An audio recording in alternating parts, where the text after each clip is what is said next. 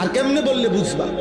আমাদের কাছে স্পষ্ট কিতাবে লিখছে, প্রত্যেক মানুষ এই কথাটা মনোযোগ দিয়ে শোনো, মানুষের বৈধ হালাল চাহিদা যখন পূরণ করে স্বামী স্ত্রী, তো সেটা সে নিয়ন্ত্রণ থাকে, কারণ সে জানে সে আমার বৈধ স্ত্রী, সে আমার জিন্দিগির সঙ্গী।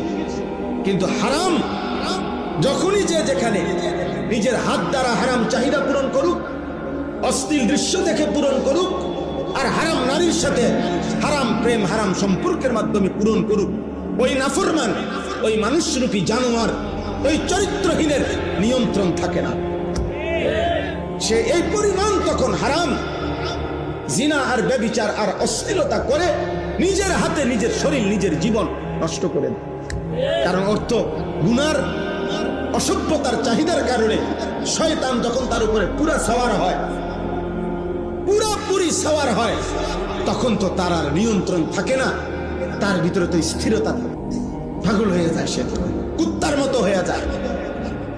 এই জন্য তোমরা অল্প বয়সী ছেলে, তোমরা দাঁড়াও এখানে সোজা, তোমাকে বাচ্চা মুরব্বীরা এখন দেখুক, তোমরা 100 ছেলে দাঁড়াও, তোমাদের এত কম বয়সী ছেলে 18-20 বছর মাত্র, চেহারা আরেকটু নাদুস নুদুস থাকার কথা, আরেকটু সুন্দর থাকার কথা, কিন্তু তোমরা এত কম বয়সী ছেলের সাফা এত ভিতরে কেন, চোখ এত ভিতরে কেন?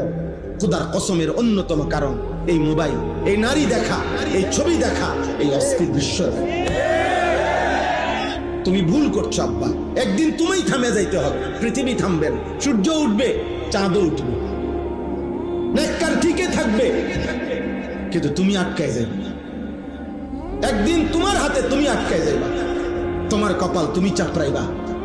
ইয়া লাইতানি ইয়া ওয়াইলাতা, কোরআনে আছে, নাফরমান নিজের কপাল নিজে চাপড়া। ইয়াদু যালিমু আলা ইয়াদাইহি, আল্লাহ বলছে নাফরমান নিজের আঙ্গুল নিজের দাঁত দিয়া কামড়াইয়া এভাবে ছিঁড়ে ফেলবে, আফসোস করবে আর বলবে ইয়া লাইতানি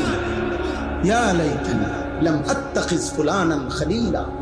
আহা, হায় হায় হায়, আমি যদি অসৎ তাকে, ওই নষ্ট চরিত্রের লোকটাকে, ছেলেটাকে, মেয়েটাকে যদি বন্ধু না বানাইতাম,